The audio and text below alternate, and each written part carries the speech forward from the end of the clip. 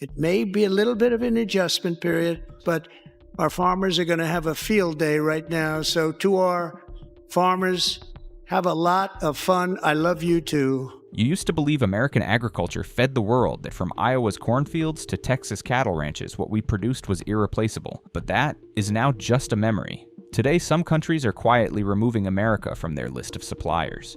No protests, no big announcements. They simply stop buying. And they turn to Canada, the neighbor once squeezed by U.S. tariffs, now trusted with feeding millions. Meanwhile, American fields still stretch for miles, but they're burning as farmers lose all hope. Today we'll look at 10 countries quietly shutting the door on American farm products, and why the world is slowly forgetting what was once our greatest pride. 1. Mexico. We used to proudly say if there was one country that depended on American agriculture more than anyone, it was Mexico. They needed our corn for tortillas, our wheat for soft white bread, and American soybeans to feed their livestock and poultry. Everyday convoys of trucks carried American grain across the southern border, returning with hefty invoices that sustained not just American farmers, but the entire Midwest economy. But in 2025, everything is quietly shifting. Look at what's happening along the Texas border, once the lifeline of U.S.-Mexico grain trade. Instead of American trucks lined up at customs, you now see Canadian plates hauling stacks of Canadian white corn, Canadian wheat, even soybeans from Saskatchewan's cold fields. Why did Mexico turn away? Simple, they were tired of tariff threats and erratic trade policies from Washington. They'd heard American leaders threaten to shut down the border to force political concessions. They'd been dragged into endless haggling where the U.S. wasn't shy about using tariffs as a club, then blaming Mexicans for stealing American jobs. Mexicans didn't forget, and when Canada offered newer, friendlier deals with steady supply guarantees, they signed without hesitation. Today, Mexico's agriculture ministry publicly aims to diversify supply sources never again, letting one country hold all the power. At recent trade conferences, Mexican officials have quietly invited Canada to boost grain, pork, and dairy exports. For them, this isn't just about business. It's about food sovereignty, about standing tall after years of being treated like America's backyard. The result in Iowa, many corn farms have cut seasonal workers as orders to Mexico plummet. Feed mills in Nebraska face ballooning inventory, some dumping shipments in Africa at rock-bottom prices just to clear space. And the pain isn't just about lost profits. It cuts into the pride of American farmers. For decades, we believed Mexicans couldn't survive without U.S. corn, that Midwestern farmers were the backbone feeding Mexico's cuisine. Now, Mexico has proven not only can they survive, but they're more self-reliant than ever, thanks to Canada. Canadians don't need bluster. They don't build walls, don't threaten border closures. They just offer cheaper grain, better logistics, and friendlier terms.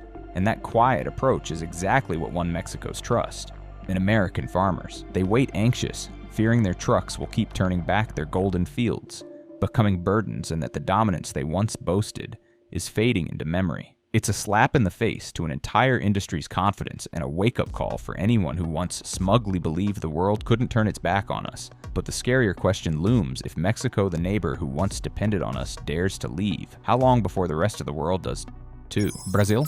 When Americans think of Brazil, many picture the Amazon rainforest soccer or the colorful energy of Carnival. But for American farmers, Brazil isn't a vibrant image, it's a name tied to anxiety, our biggest rival steadily grabbing what once belonged to us. Unlike Mexico or Japan, quietly cutting orders, Brazil is playing a different game, fiercely competing with American agriculture on the global market, while gradually reducing imports of U.S. farm goods, ramping up domestic production instead. Take animal feed, where America once proudly shipped millions of tons of soybean meal to Brazil's massive poultry industry. Now the Brazilian government has announced plans to become self-sufficient in raw materials, pouring billions into expanding soybean and corn acreage.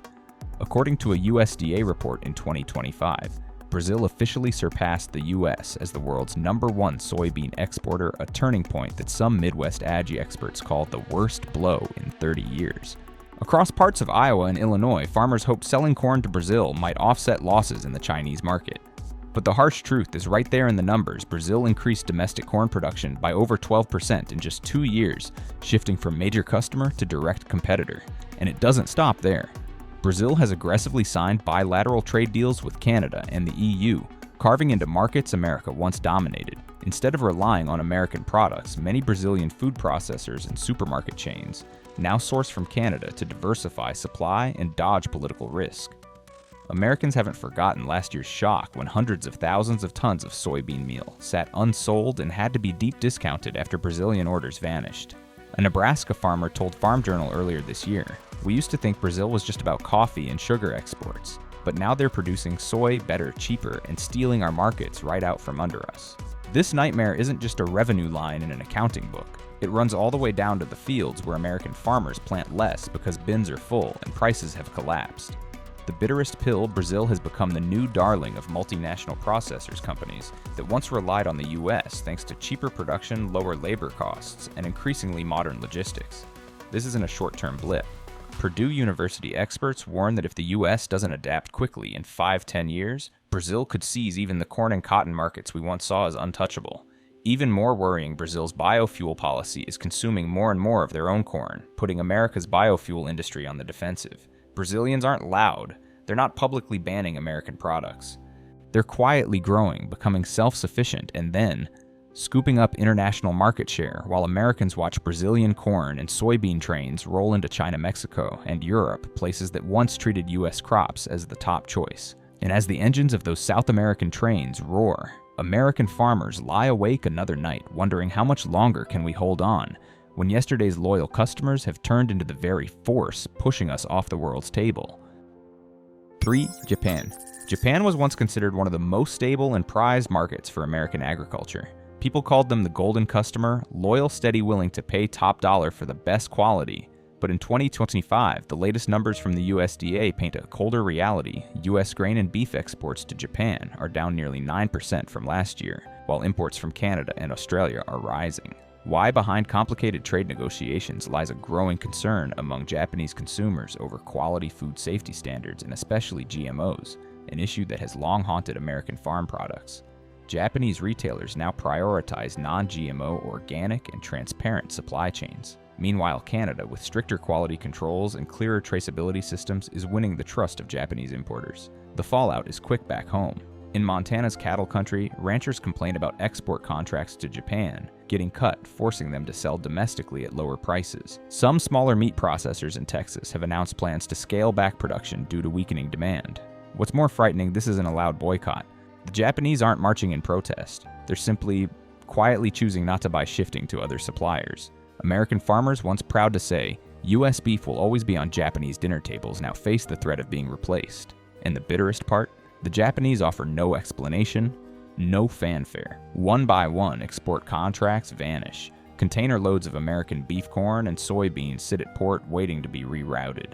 And each day, a little piece of American agricultural pride erodes as the world silently begins to find better options. 4. South Korea.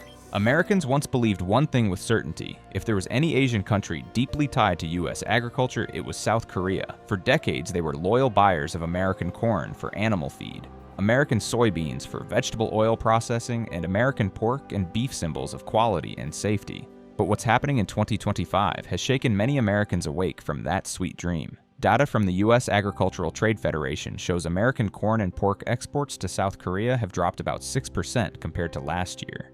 Part of the reason is South Korean consumers are growing more cautious about genetically modified foods, something tied closely to much of American corn and soybeans.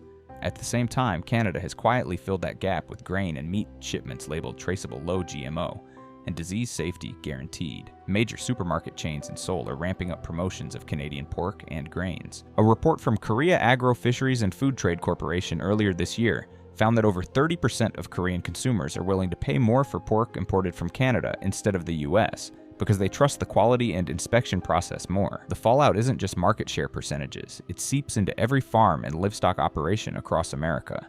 Many hog farmers in Minnesota, once the heart of U.S. pork exports to Korea, say long-term contracts have been abruptly cut. Some meat processors in Iowa have halted seasonal hiring because Korean orders are drying up.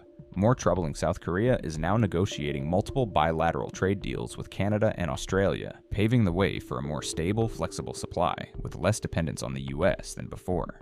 Trade observers call this a quiet retreat. No bold declarations, no loud boycotts of American farm goods. But with every smaller order, every shipment of pork sitting idle, every layoff in Midwest plants, American farmers see the truth. Korean trust isn't forever. The confidence we once had that Korean consumers would always put American farm goods first has turned into constant anxiety, worried that today they choose Canada, tomorrow they'll pick someone else, and American agriculture will be pushed further to the sidelines, even though we once thought of ourselves as an untouchable empire. South Korea isn't loud, but each import decision is carving deep wounds in the hearts of American farmers. People who never imagined the dollars feeding their families could be this fragile at the mercy of shifting loyalty from customers we once called friends. 5. United Kingdom. If you ever believed that long-standing friendship and ally history could protect American agricultural market share anywhere, the UK is a harsh reminder of reality. Trade has no room for sentiment, and interests always win. After Brexit, the British government faced pressure to rebuild the economy, protect domestic farming, and sign new trade deals. America once hoped it could flood the UK market with farm goods filling the gap left by the EU, but the opposite happened. Data from UK Trade Info released early 2025 shows US wheat and soybean imports into the UK dropped about 11% from last year. Meanwhile, imports from Canada rose nearly 15%, thanks largely to tariff breaks and new bilateral trade deals struck post-Brexit. But those dry numbers hide deeper truths. Behind them lies British consumers' growing skepticism toward GMO's pesticide residues issues that have dogged American agriculture for years. Meanwhile, Canada has fully capitalized on its clean, transparent supply chain image backed by environmental pledges British supermarkets love. They've tapped into Europe's consumer fear, where organic, transparent, low-carbon food has become the new moral standard. The result, major bakery conglomerates in Manchester and London have announced plans to gradually replace US wheat with Canadian and Australian grain to meet new standards.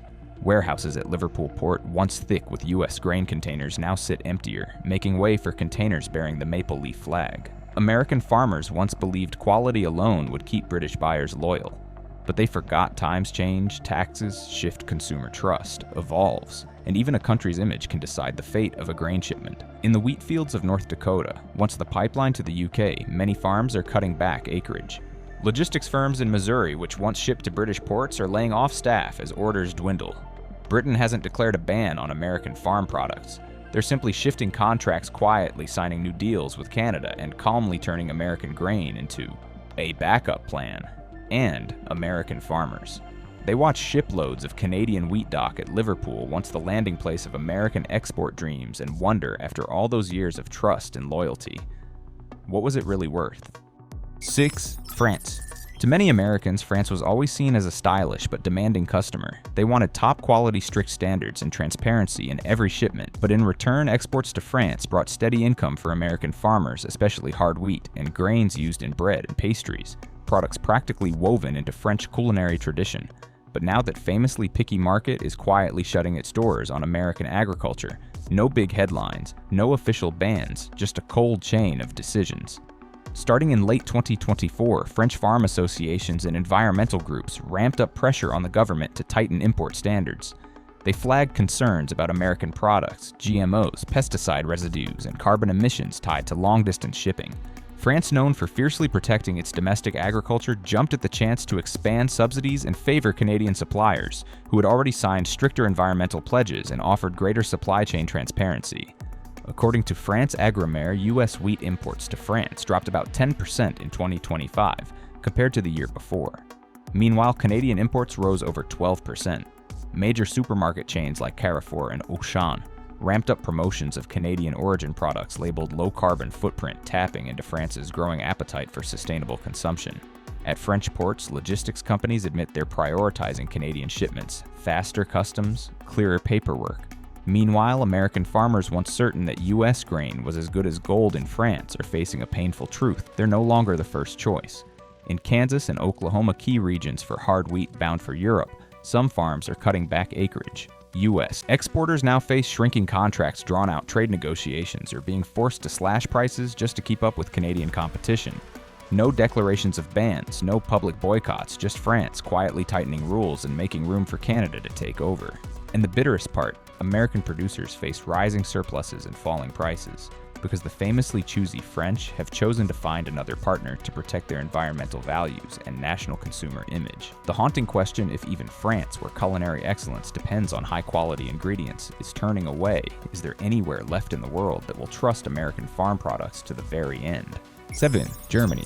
Unlike France, which is often loud and politically charged, Germans tend to be practical, cool-headed, and calm. They don't go on TV calling for boycotts or rush into massive protests against American farm goods. But that very quietness is what makes them so formidable, because step by step, decision by decision, Germany is slowly chipping away at the dominance of American agricultural exports in the European market. Since 2024, major German supermarket chains like Edeka and RWI have begun shifting their beef and dairy supply from the U.S. to Canada and other EU countries. The move wasn't loudly announced, but internal reports cited by Handelsblatt revealed the reasons German consumers are paying more attention to carbon footprints, animal welfare standards, and they're particularly wary of American meat products, which for years have been criticized for their heavy use of antibiotics and growth hormones. As a result, according to the latest Eurostat data, American beef imports into Germany fell by over 8% in the first quarter of 2025, compared to the same period last year. Meanwhile, Canadian imports jumped nearly 14%, driven by new trade agreements between Ottawa and the EU that emphasize transparency, environmental commitments, and stricter farming standards. Ironically, many German meat processing companies once relied heavily on U.S. beef to keep prices low, but now under pressure from consumers and the wave of going green, they've been forced to pivot to Canada. In American states like Nebraska and Texas, once proud beating hearts of livestock exports to Europe, many ranches are now struggling to unload surplus meat. Some slaughterhouses have cut shifts, delayed peak season hiring, and scaled back operations. Germany didn't ban American meat outright. They simply tightened import standards, raised labeling requirements, and quietly shifted their orders elsewhere. And so those American meat containers, once the lifeblood feeding thousands of farming families, are now rerouted to smaller markets in Africa or Southeast Asia, where the sale price is much lower. Americans once confident in their superior quality and competitive prices are now facing a harsh reality. The world doesn't just care about cheap food anymore, it demands higher standards, environmental ethics, and values that used to be brushed aside. Germany isn't waving flags, shouting about trade wars, or making grand declarations. But that eerie silence is exactly what's suffocating America's dream of agricultural supremacy, forcing container after container to quietly sail off in search of smaller, less lucrative markets, while American pride fades with every departing ship. 8. China. No country has shaped America's farm industry more powerfully than China. For years, it was the biggest buyer of U.S. soybeans, corn, pork, you name it. Every bumper harvest, American farmers pinned their hopes on cargo ships packed with soybeans crossing the Pacific to Shanghai's ports. But ever since the U.S.-China trade tensions flared, the supply chain has turned into a bargaining chip. And by 2025, China quietly shifted its strategy, tightening imports of American farm goods and expanding sources from other countries, especially Canada and Brazil. According to the U.S. Department of Agriculture, soybean exports to China in the first half of 2025 fell nearly 10% compared to the same period last year. Meanwhile, China ramped up purchases from Brazil and Canada, citing a need to diversify supply, reduce political risk, and buffer price volatility. Behind those numbers, a quiet storm is ripping through the Midwest. Farmers in Iowa and Illinois, America's soybean heartland, are watching prices tumble. Storage bins overflow and long-term contracts vanish or get slashed. Some told local papers they've had to mortgage equipment and land just to secure loans and keep the farm running, fearing they'll lose even more market share. China hasn't outright banned American products. Instead, it tightened quality standards, added technical barriers, and dragged out customs clearance, subtle moves that edge U.S. farm goods off the shelf without stirring up political noise. Meanwhile, Beijing is busy sealing bilateral deals with Canada, pledging to buy more grain, pork, and soy from the north. Canada seized the moment, expanding soybean acreage in Saskatchewan, modernizing logistics, and positioning itself as China's most trusted supplier. All the while, American farmers, once sure no one could replace them, are tasting bitter reality. China, the massive customer that once kept U.S. Agriculture afloat is quietly turning away, funneling billions to Canada. And this isn't just about economics. It's a cold reminder the world leaves no room for complacency. One policy shift in Beijing can turn millions of tons of American soybeans into rotting piles left out in the rain. In this game, China, once seen as an irreplaceable lifeline, has become a calculating partner, using America's own farm exports as leverage. And U.S. farmers, watching shipment delays and lost revenue pile up, are left with the painful truth: they don't hold the power they once believed they had. 9. India. For years, many Americans hoped India would become the new star of U.S. agricultural exports, with its population surpassing China's booming middle class and a seemingly endless appetite for food.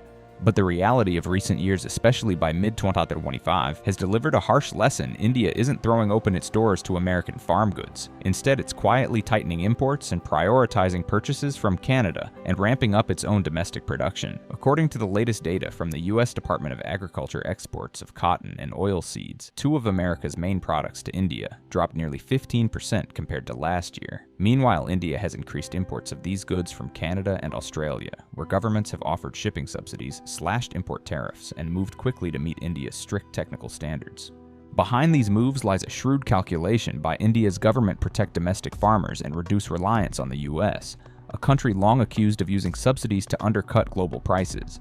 India's powerful farmer associations, a key political force, have repeatedly pressured the government to control imports of American cotton to safeguard local prices. The fallout in the U.S. hasn't been gentle. Texas and Georgia, the top cotton-producing states, have seen buyers slash orders and shelve expansion plans.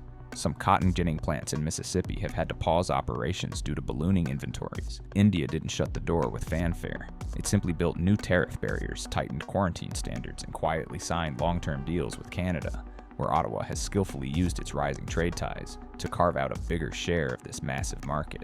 Even more striking, India has pushed its Make in India campaign, urging global food processors to build factories on Indian soil, turning local crops into the preferred choice, while U.S. farm goods are slowly pushed aside.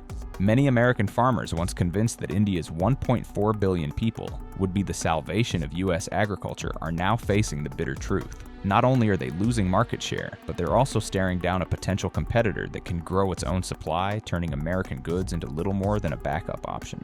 Behind those plunging export numbers lurks a silent fear that one day the cotton fields of Texas and the sprawling oilseed farms in the Dakotas will sit idle with nowhere to sell, simply because the world now has plenty of alternatives to America. India isn't waving flags or making loud declarations. It's quietly turning American farmers into the dependent ones and using America's own confidence as the very weapon that cuts deep into a pride once thought untouchable.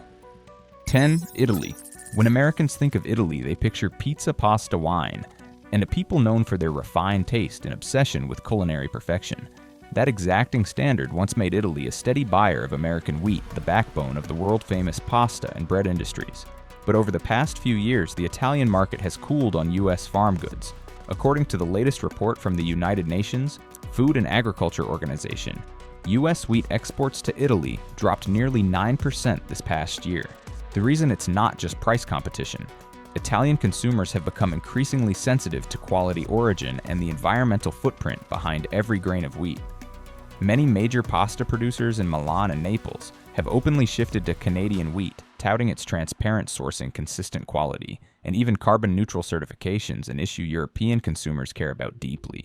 Internal market surveys show Italian buyers are willing to pay more for ingredients that meet strict sustainability standards and are non-GMO, something most U.S. wheat can't yet guarantee clearly. The result: those shipments of American wheat that once glided smoothly into Genoa's ports are now scrutinized more closely, face longer customs checks, and sometimes get turned away if they don't meet the standards. Back in America, farmers in Kansas and North Dakota, long famed for their high-quality wheat, are scrambling for new markets. Shipping and logistics firms have paused expansion plans and cut staff as orders from Italy dry up. Italians aren't staging protests or chanting anti-American slogans. They're quietly shifting the trade balance, welcoming Canada, which has stepped in with bilateral deals and promises of stricter standards. Italy's pasta industry, proudly hailed as a global culinary jewel, now values sustainability, carbon footprint, and transparent sourcing more than ever. And ironically, those details once dismissed as mere fine print are now pushing American farm goods off Italian tables. For U.S. farmers, this isn't just about lost profits. It's a hit to the national pride, a reminder that the so-called American golden grain no longer holds its once unquestioned spot with some of the world's most discerning consumers.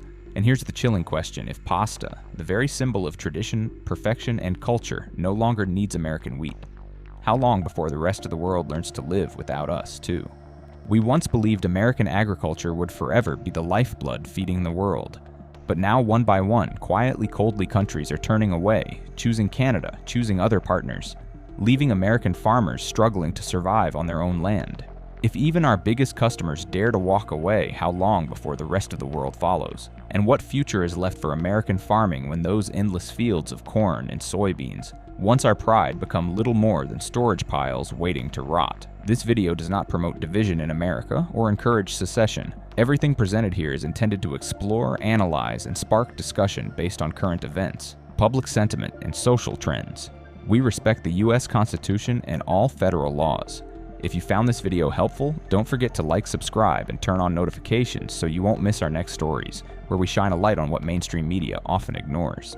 Our analysis is based on available data and independent perspectives and is not meant as absolute predictions of the future. We hope this information helps our communities reflect, question, and act in time.